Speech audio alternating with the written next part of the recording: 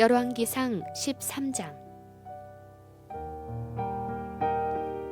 여호와께서 하나님의 사람에게 명령하여 유다를 떠나 베델로 가게 하셨습니다. 그가 이르렀을 때에 여로보암은 제단 곁에 서서 제물을 바치고 있었습니다. 하나님의 사람이 그 제단을 향하여 여호와의 말씀으로 외쳤습니다.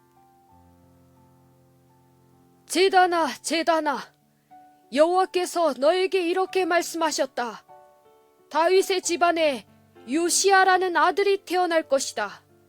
그는 네 위에서 제사를 드리고 있는 산당의 제사장들을 네 위에 제물로 바칠 것이며 인간의 뼈를 네 위에서 태울 것이다. 하나님의 사람은 이 일이 일어날 것이라는 증거로 이 제단은 갈라질 것이고 그 위의 재는 땅에 쏟아질 것이다. 라고 말했습니다. 여로보암 왕은 하나님의 사람이 베델의 제단에 대해 말한 것을 듣고 제단 위에서 손을 뻗어 그 사람을 가리키며 저놈을 잡아라! 하고 소리쳤습니다. 그러나 왕이 내민 팔은 마비되어 움직일 수가 없었습니다. 곧이어 제단이 갈라지고 그 모든 재가 땅에 쏟아졌습니다. 하나님의 사람이 말한 증거대로 이 일이 이루어졌습니다. 왕이 하나님의 사람에게 말했습니다. 나를 위해 그대의 하나님 여호와께 기도해 주시오. 제발 내 팔을 고쳐달라고 기도해 주시오. 하나님의 사람이 여호와께 은혜를 베풀어 달라고 기도드리자 왕의 팔은 나아서 그전처럼 되었습니다. 왕이 하나님의 사람에게 말했습니다. 나와 함께 집으로 가서 음식을 듭시다.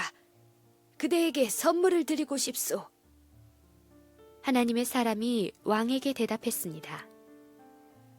왕과 함께 갈 수 없습니다. 왕이 나라의 절반을 준다 해도 갈 수 없습니다. 이곳에서는 아무것도 먹거나 마실 수 없습니다. 여호와께서 나에게 아무것도 먹거나 마시지 말라고 명령하셨습니다. 그리고 내가 온 길로 되돌아가지도 말라고 명령하셨습니다. 그래서 그 사람은 다른 길로 갔습니다. 베델에 올라왔던 길로 되돌아가지 않았습니다. 그때의 베델에 늙은 예언자 한 사람이 살고 있었습니다. 그의 아들들이 와서 그날 하나님의 사람이 한 일에 대해 이야기해 주었고 하나님의 사람이 여로보암에게 한 말도 들려주었습니다. 그러자 그 아버지는 그 사람이 어느 길로 돌아갔느냐? 하고 물었습니다.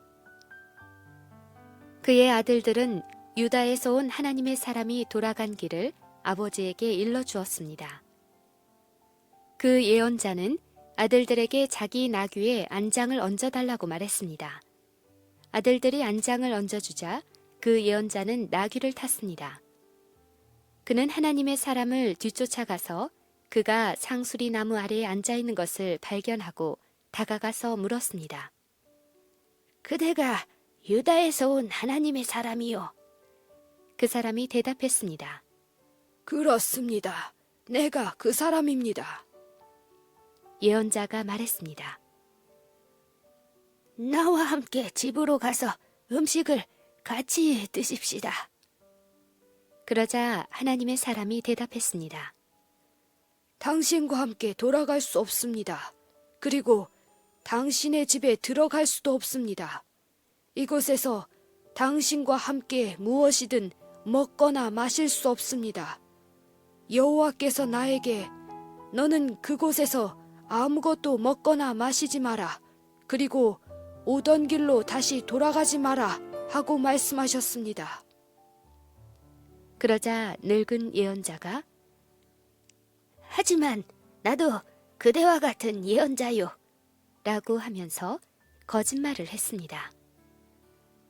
주님의 전사가 나에게 와서 그대를 내 집으로 데려가 먹을 것과 마실 것을 대접하라고 하셨소.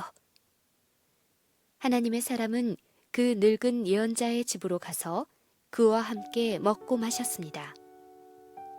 그들이 식탁에 앉아 있는데 여호와의 말씀이 하나님의 사람을 데리고 온 늙은 예언자에게 내렸습니다. 늙은 예언자가 유다에서 온 하나님의 사람에게 외쳤습니다. 여호와께서 당신에게 이렇게 말씀하셨소.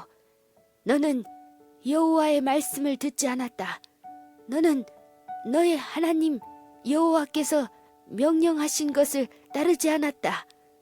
여호와께서 너에게 이곳에서는 아무것도 먹지 말고 마시지도 말라고 하셨는데 너는 귀를 돌이켜 먹기도 하고 마시기도 했다.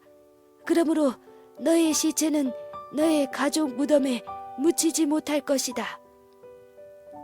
하나님의 사람이 먹고 마시기를 마치자 늙은 예언자는 그의 나귀에 안장을 채워주었습니다. 그 사람이 집으로 돌아가고 있는데 사자 한 마리가 나타나 그를 물어 죽였습니다.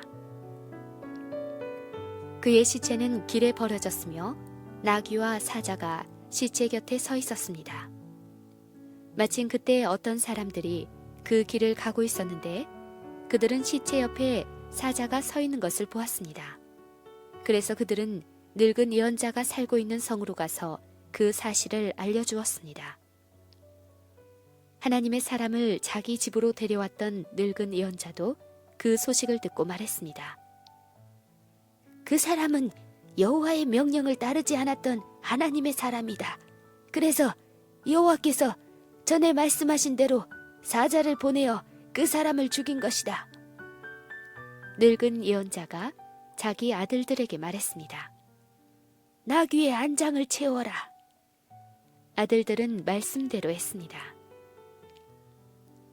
늙은 예언자는 밖으로 나가서 길에 버려져 있는 그 사람의 시체를 찾아냈습니다.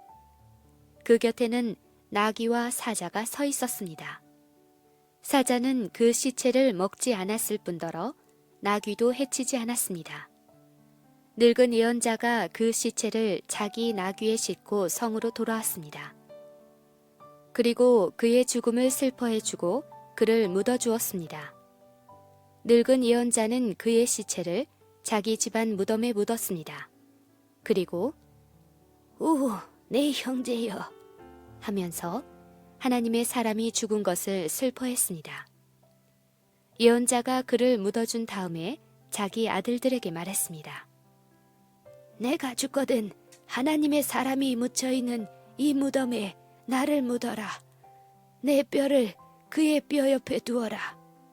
여호와께서 이 사람을 통해 베델의 제단과 사마리아의 여러 마을의 산당들에 대해 말씀하신 것은 반드시 이루어질 것이다. 그러나 여로보암 왕은 나쁜 짓을 그만두지 않았습니다.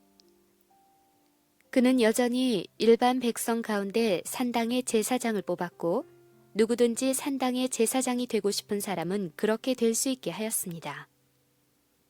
이와 같이 여로보암의 집안은 죄를 지었습니다. 그 죄 때문에 그의 집안은 멸망하여 땅에서 사라졌습니다.